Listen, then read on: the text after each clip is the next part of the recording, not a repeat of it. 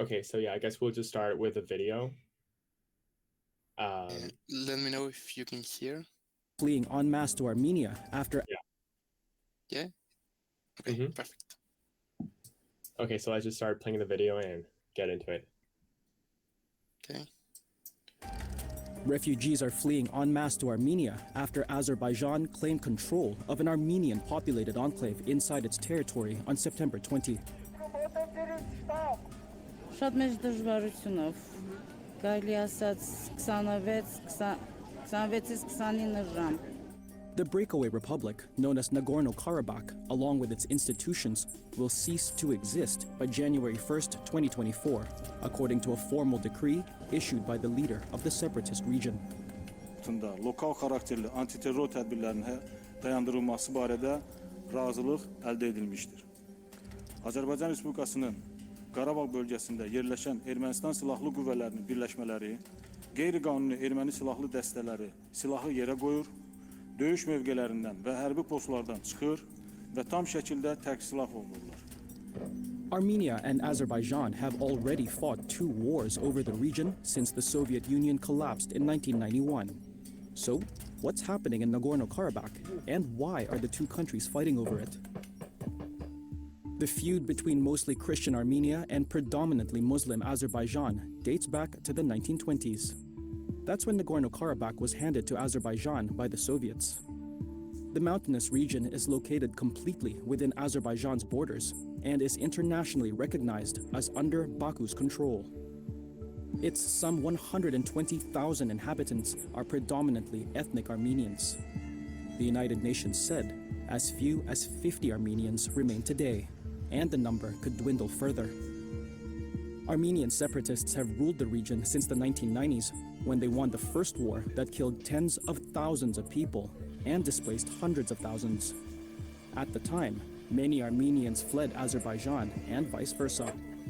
У меня муж на нашем первом войне погиб. Ему было 30 лет, мне 26. Моих детей было одному 3 годика, одному 4 годика.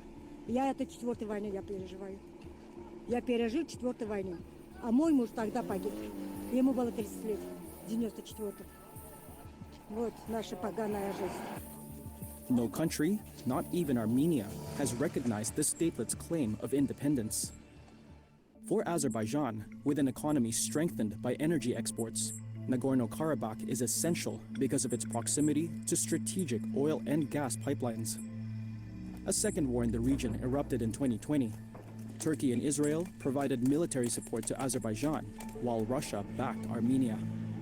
After 44 days of fighting, Azerbaijan took back about a third of Nagorno-Karabakh itself. Fighting has intensified in recent months as Azerbaijan increased pressure on Nagorno-Karabakh, blocking its lifeline road connection with Armenia, and with it, supplies. Some experts say that it was no coincidence that Azerbaijan's renewed show of force comes as Armenia's ally Russia remains engaged in its war with Ukraine. Luke Coffey, with the US-based think tank Hudson Institute, said Moscow has, quote, little extra bandwidth or resources to focus on other regions of the world, including the South Caucasus. Ադրբեջանի զինված ուժերը սկսել են Լեռնային Ղարաբաղի ըստ էության ամբողջ տարածքի հրետակոծությունը եւ նաեւ որոշ ժամանակ անց սկսել են նաեւ գործողություն Լեռնային Ղարաբաղի շփման գիծը խախտելու եւ Լեռնային Ղարաբաղում դիրքեր. But just a day after Azerbaijan launched a military operation, Baku and the ethnic Armenian authorities announced a ceasefire brokered by Russian peacekeepers. The separatists agreed to dissolve their government and become a formal part of Azerbaijan by the end of the year. The latest outcome marked the end of one of the world's longest and seemingly most intractable frozen conflicts. But tensions remain high in the South Caucasus, a region where Russia, Turkey, and the West all have geopolitical interests.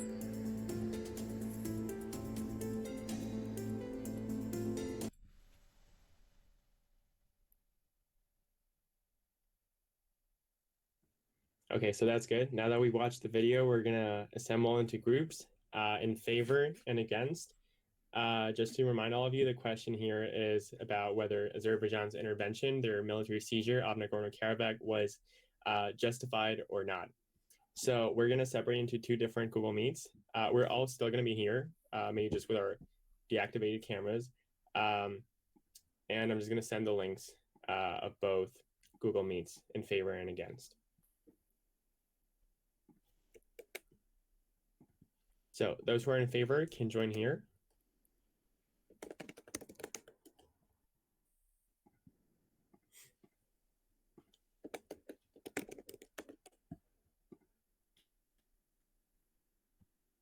And those who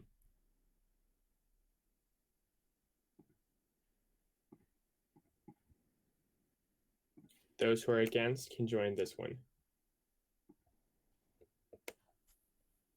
And y'all can join, and I'm going to leave the against one because I'm in favor.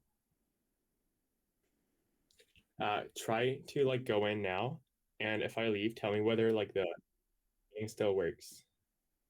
Yeah, I will try to permit our permissions to enter those chats.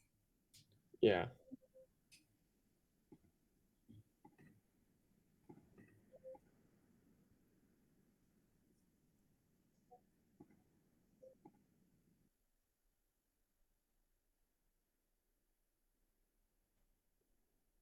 Okay.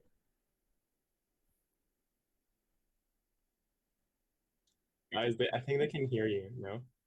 Wait, can you hear like the conversations in the other group? Okay. About 10 minutes for each other to prepare, and afterwards we debate. Elena, you go ahead. Okay, so I'll start with an argument that we have. So if we're going to talk about justice, I think we should highlight some facts. First fact is that Nagorno Karabakh is, oh, her mic isn't working. Anyways, okay, Nagorno Karabakh is proven to be a land that is naturally wealthy. So there's lots of gas, there's lots of like oil there. So it is a very big economic gain to Azerbaijan. And the people living in this area is 146,000 people.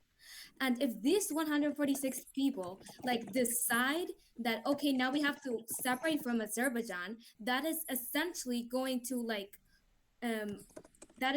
impact negatively 10.3 million people, since 10.3 million people is the population in Azerbaijan. So how is it fair that 146,000 affect the lives of 10.3 million people? So that's like the main argument. The votes don't like match. Does it work now? Okay, it does. Yeah. Bro, I was talking to myself. Okay, all right. Should I say my part? Yes. All right. Okay, so ladies and gentlemen, sovereignty, the word sovereignty isn't a joke. It's something that should be taken seriously, meaning that no other nation or entity has authority over a sovereign nation or to control its territory. However, Armenians apparently seem to take it as a joke. This is evident as how they are attempting to take their land by using their excuse of having 120,000 inhabitants are Armenians. For this reason, it is reasonable, hence justifiable, why Azerbaijan should stop them and take it back. It's their right to regain control over it based on the principle of territorial integrity and sovereignty.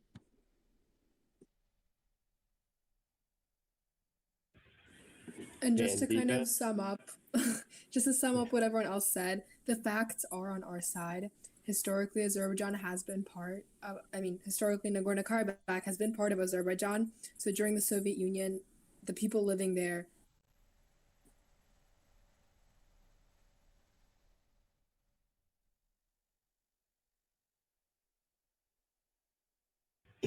And it's not working. Okay. Can somebody hear her? Because it's like she's just, yeah, it's just like it stopped moving, like her thingy. Okay. There you go.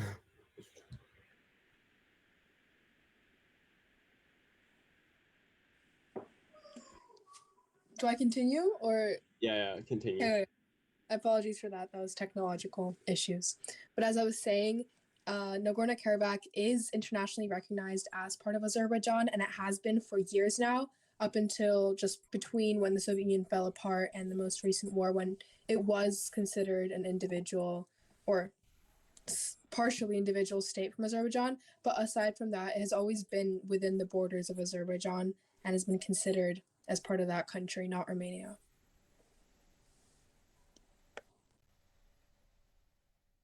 Okay, having said this, our in favor arguments have concluded, so it's time for the opposing ones to come. So you got your stage.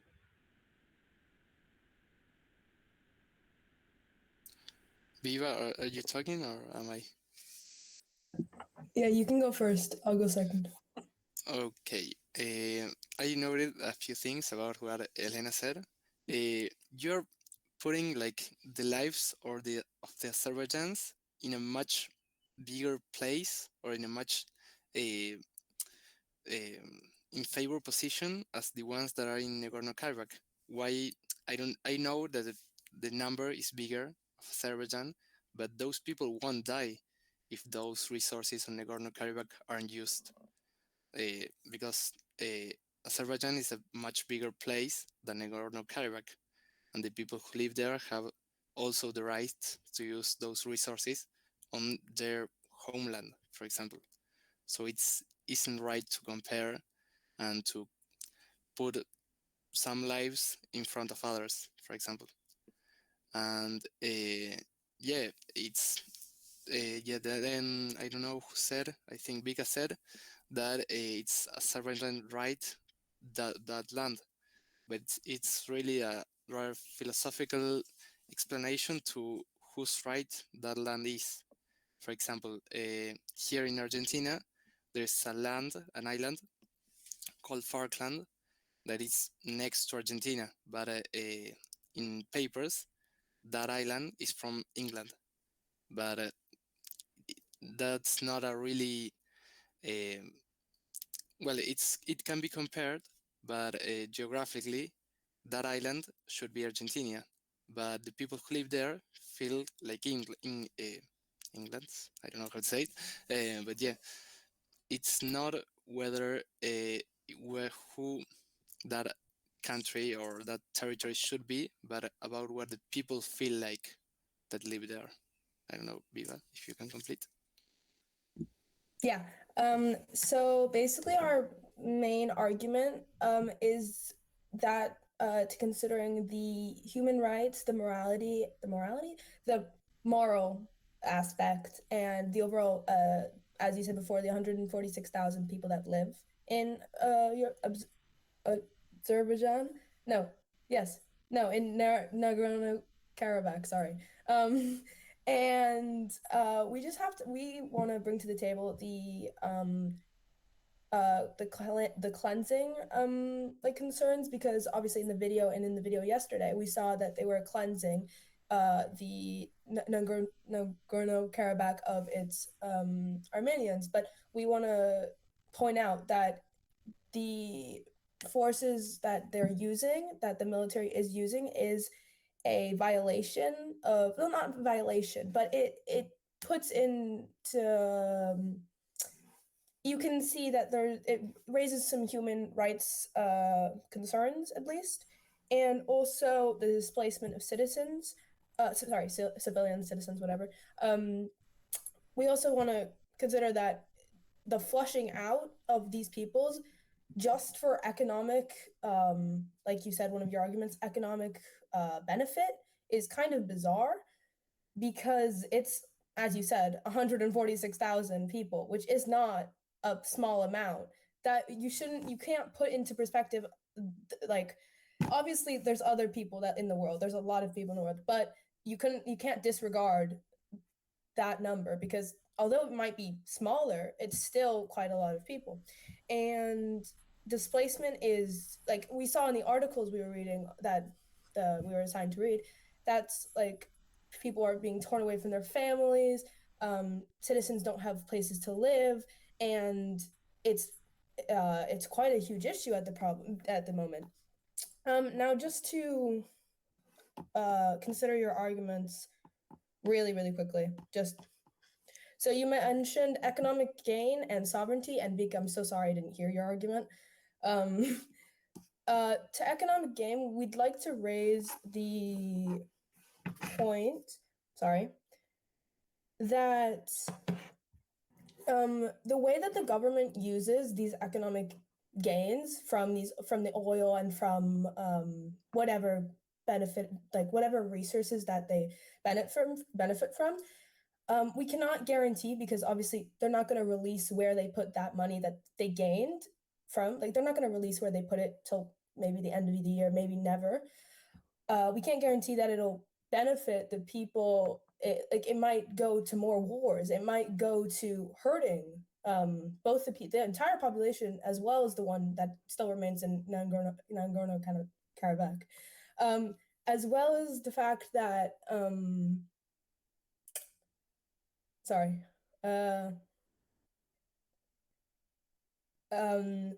like,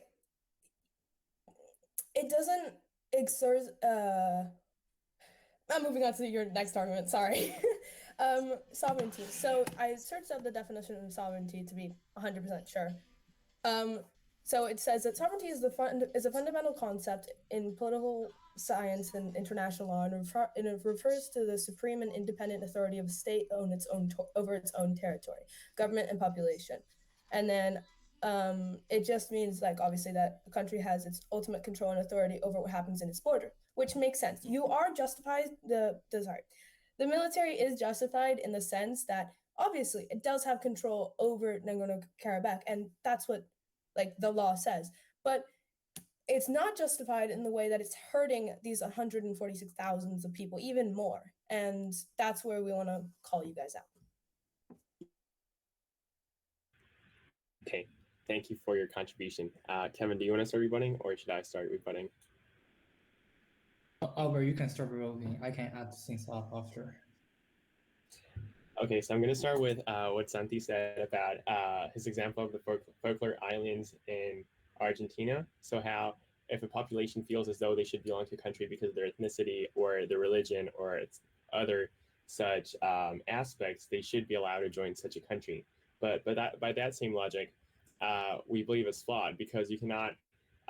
That would drastically change every single country on Earth, because it would also mean that countries such as France or even like Germany, where, for example, Muslim populations are really large, they could completely change their political systems as well. And we don't believe that just because a country has a really large ethnic population of some sort, that country can't completely change their political system and start abiding by a different one. We don't believe that France, just because they have a large Muslim population, should become an Islamic state. As well, we don't believe that just because there's a region in Azerbaijan where the predominant population is the Armenian one, they should join Armenia or start following Armenian ideals or simply become independent, because that would drastically change our economies. That would also drastically change our political systems, and that simply isn't positive for the world's well-being and our current economic landscape. Also, I'd like to quickly refer to Viva's argument about the ethnic cleansing. She mentioned that basically Azerbaijan was ethnically cleansing the region from Armenians.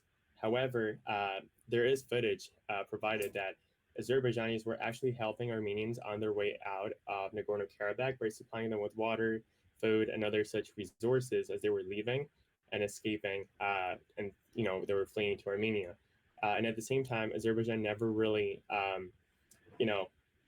tried to execute or like get rid of Armenians living in Nagorno-Karabakh. Although all that population left voluntarily, so there was no real like ethnic cleansing, because Azerbaijan did not forcefully get rid of those people. So yeah, I believe those are my two rebuttals. Kevin, you can continue.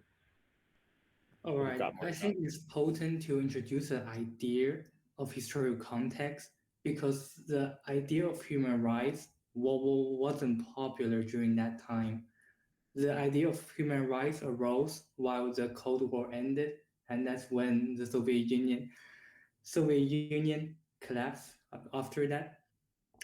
And in the case of saying that there's no wrong to pursue a better belonging and fitting. That's perfectly applied to individuals, that we cannot blame those who want to pursue a better life.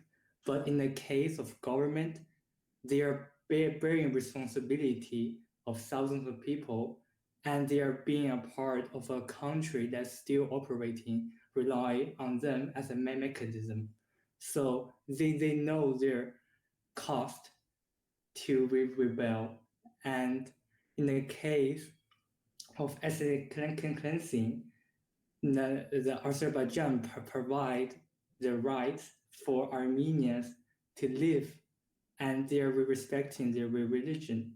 They didn't take any aggressive action to try to clean them as Muslim or force them into any concentration camp that they must obey into Muslim ideas. So it's their choice to connect with Armenia and rebel their operating country. And that's, they need to understand their cause for doing that. Thing. Now the floor is open for whoever wants to speak in favor, against, freestyle.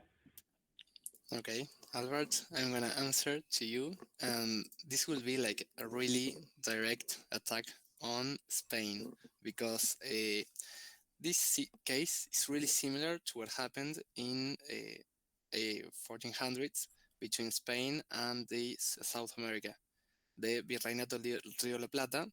That's when Spain colonized the whole South America.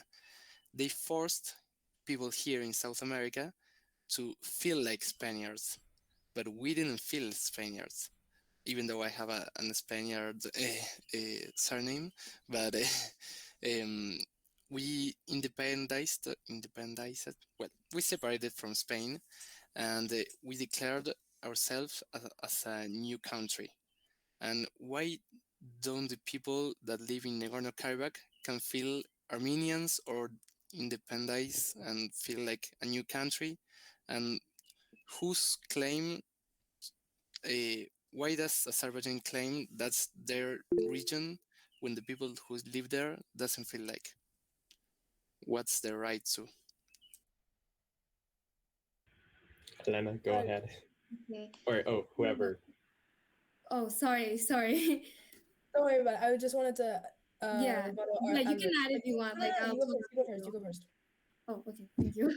So that comparison is pretty broad, I would say, since actually Latin America, there were like much more, like the population was much more than the actual like Spaniard population. Therefore, of course, if more people are being retained by a smaller population, that makes sense that they had a sort of like now bigger initiative to be separate. But as I said prior to that, the initiative is flipped around now. Less people are trying to take a decision that will affect more people.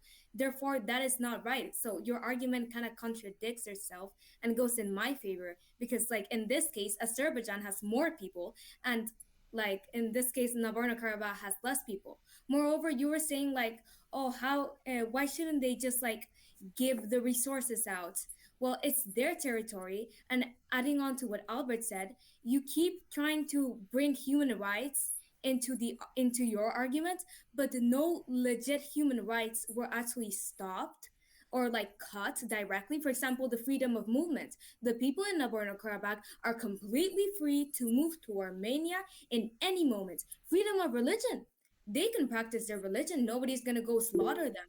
So the fact that they believed that they wanted to move is solemnly theirs. Maybe there's some tensions, but Azerbaijan made it completely easy for them to leave their country if they wanted to. Therefore, they already even gave them a special government. So asking for even more and trying to like separate even more is going to essentially like going to hurt Azerbaijani people.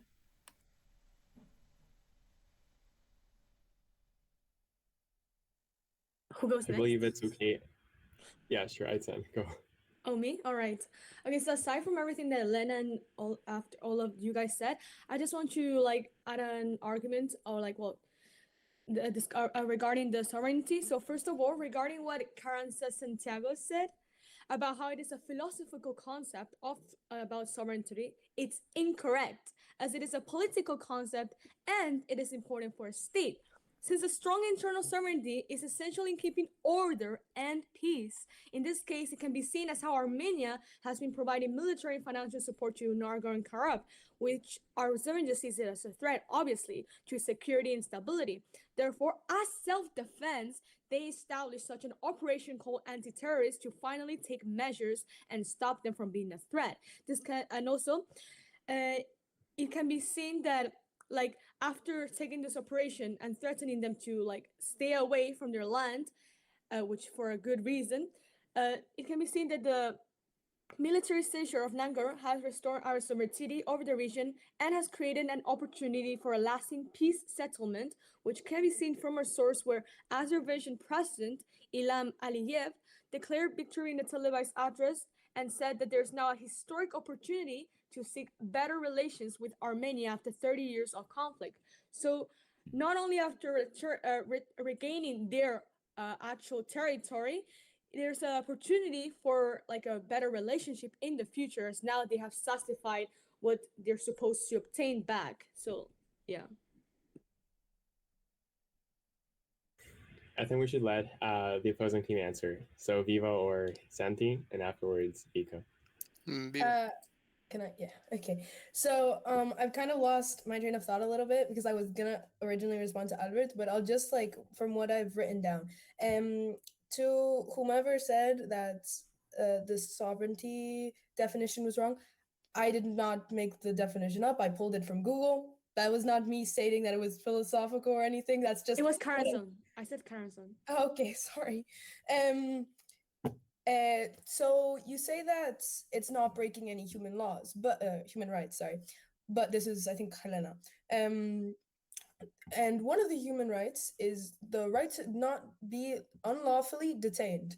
I searched on I pulled up a graph. If I can pull up a graph, I don't know if I can. I found like a graph of the detention centers that are in Azerbaijan and wait, sorry. I don't know if I show you guys this, you'll be able to see it, and I don't know if this is allowed either. But there's like multiple like detention centers. So that's technically breaking a human rights, which you said they weren't doing, so it's kind of a little bit of contradiction. I don't exactly know if that is what you said because, sorry, again, this is really fast-paced. Then to respond to what Albert said,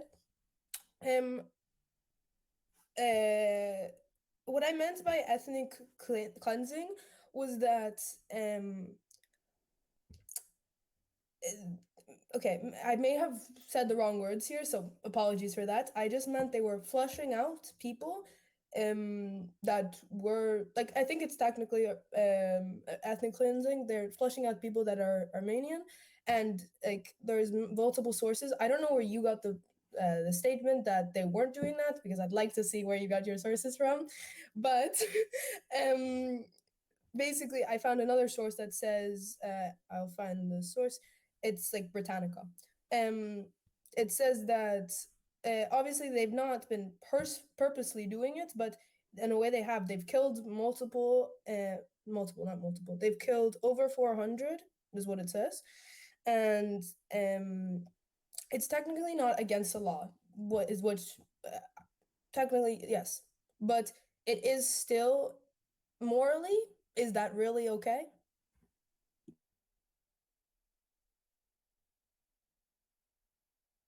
Okay, would anyone from our team like to respond to that before Santiago puts his point forth?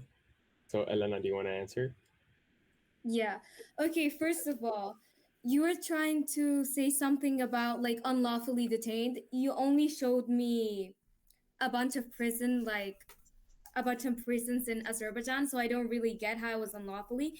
And after, you actually mentioned how it wasn't against the law, but is it ethically correct? But right now, I think that the legal arguments have much more weight than ethical things.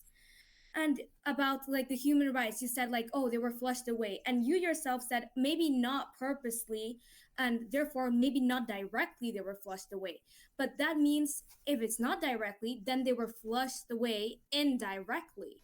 So if we're going to get the things that a country did indirectly, we would have various countries being like held for various crimes, because indirectly we do create many things. And one of the things in law, to hold somebody accountable, there has to be a sense of purpose, a sense of like they did it purposely, of like the intention. There has to be in mind the harm and intention. An intention in this case, there's zero intention, as you said, since it wasn't done purposely. Yeah. Santi. Okay, I want to respond to what Elena said before, that basically what I heard from you is that you're in favor of majorities oppressing minorities, because you compare the two populations and you're even asking them, the minorities, to move outside their home. So it's the same as if I go with an army to your house and I ask you to move to another country. I don't know if that's what you really meant, but that's what I heard. I don't know. And then Aitan said that it's political, not philosophical. But politics are rather like the new philosophy. I don't know, because all the sovereignty and all the politics are just a social construction of humans. We choose whether it's right to do that thing or that other thing. So it's rather the same, I think. It is totally not the same. Like philosophical and political is not the same. And for the sovereignty, even you can search it up. And sovereignty, it is a political concept. How can you say something that is politically like done? For example, like for peace and all of security and like managing like it's state in the border. How can that be philosophical? Like try to find me a website that says or claims as what you just said right now. Because if that it is how it is, then let's see. But who created politics? We created politics, and politics is just a bunch of people discussing and creating laws and everything out of nowhere. So could you support really your argument using evidence that says that we there is in my brain? I don't know. Okay, I think we're gonna chop this like conversation. That conversation, it was good, but we're gonna chop it up right here because it's becoming too chaotic. Now, Vika, go ahead. You got the stage. Thank you. I wanted to jump in and say that the other team stated that we support majorities oppressing minorities. That is not at all what we have been saying.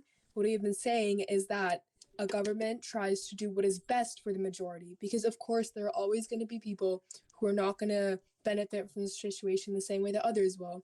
But what, a government will try to do and what a country will try to do is what will in the end benefit the majority of people and do what's right for most of the people. And that's what we've been saying. Not that we want to oppress minorities, but instead we want to support the majorities so that we can progress as a country as equally as possible. Of course, complete equality is not going to be possible, but we're not focusing on the negatives, but rather on the positives of who we can help.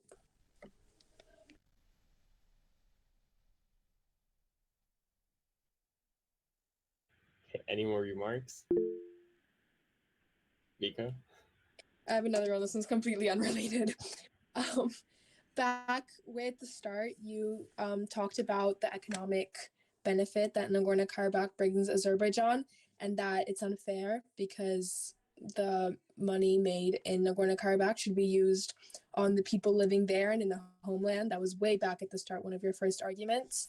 And I wanted to just say that argument is at least partially invalid because it doesn't have to do anything with Nagorno Karabakh specifically, because the government will decide where to put its money in a way that will benefit what the government sees as the most amount of people in its country. So if the money is being misused that is earned in Nagorno Karabakh, that is an issue of a corrupt government in the whole country, not specifically Nagorno Karabakh.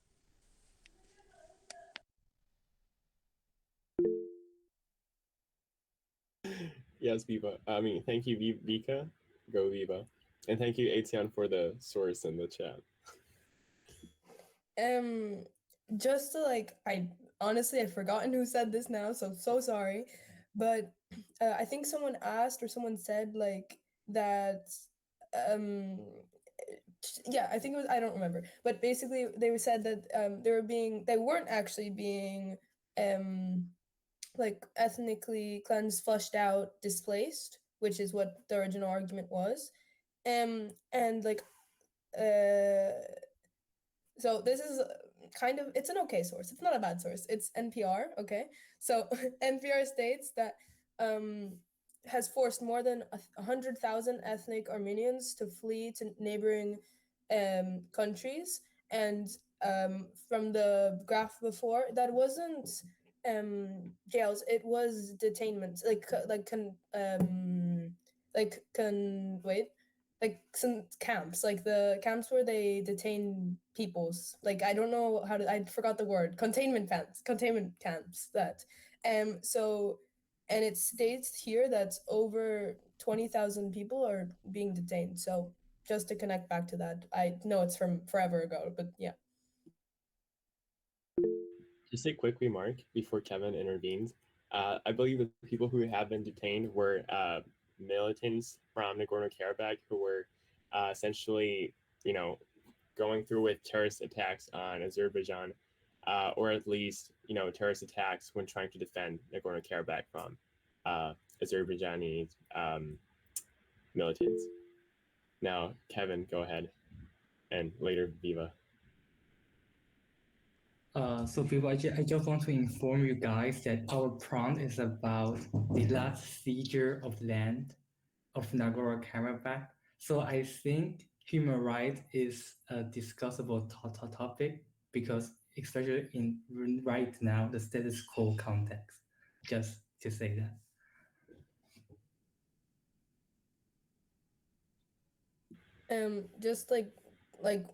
Just yeah, to look at the question really quickly, it's like military seizure justified. So just also to point out that the ceasefire was violated as well. Forgot to mention that at the start. And I forgot what I was gonna say. Sorry.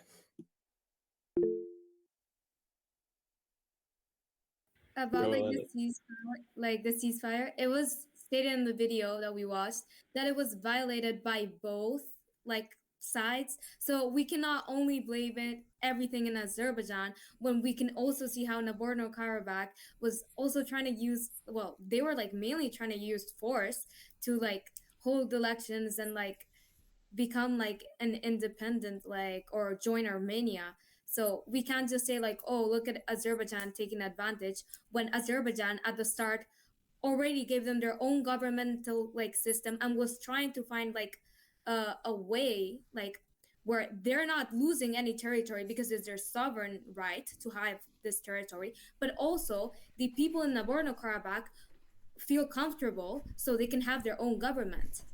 So it wasn't only Azerbaijan trying to find or pressure in some ways. It was also the people there which were pressuring more.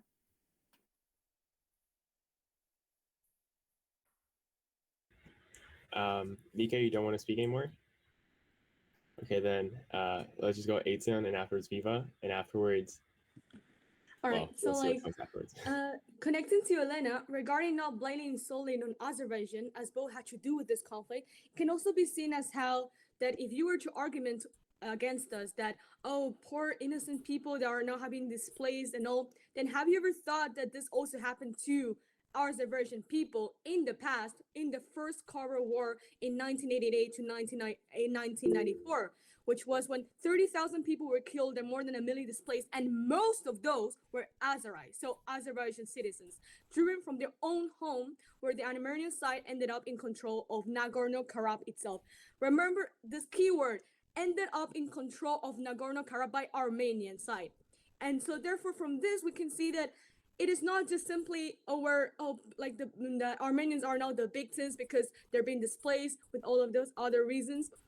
Azerbaijan has also gone through the same thing. So you can't just solely blame it on them. You can have to think about both. So yeah.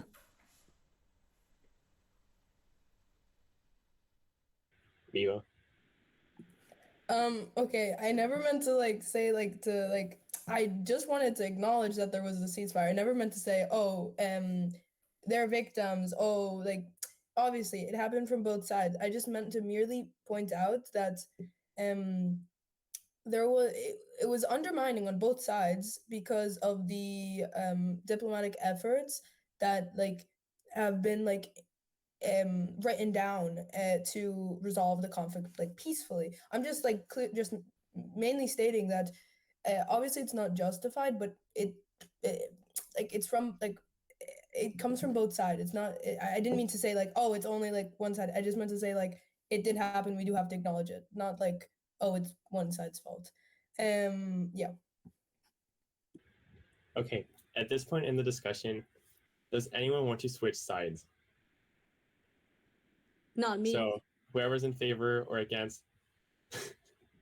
Etienne, you want to be against the motion? I just said not me. What the hell? Oh, not me. Okay, I heard me. Okay, so no one wants to switch sides. So every single debate we have, there's going to be this opportunity. Okay, now it's already 8:42, but usually with at 8:15, everyone will have the opportunity after hearing everyone's arguments to switch sides in the debate. Okay, so I believe we should just go and give our final thoughts on the debate, wrap it up, our final opinion, and that'll be it for today. Should we conclude, basically? Yeah, pretty much, but your individual opinion. Oh, all right. Never mind. Unless both teams really want to conclude. In that case, you can conclude. You can't conclude. I think we will never conclude in a same conclusion, but yeah, the debate has been two really opposite sides, but we won't conclude anything. Yeah, indeed, Carranza Santiago. But why are you mad at me? I don't know. I'm just having fun debating. And okay, keeping things formal. By the way, also, yeah, it's true that this debate has been really polarized. That's why I'm also gonna tell you this, guys. On the 21st of October, there's one organization that we're kind of partnering with in the States, which is Braver Angels, and they're gonna be hosting a depolarization workshop, which is virtual meeting on Saturday from 8 till 11 p.m. our time, which is pretty late. So if any of you can't attend, no problem. I understand. But if you can attend, that would be awesome. It's 3 hours long and it's hosted there and you can express your opinion as well. So I think it's really interesting to be part of it.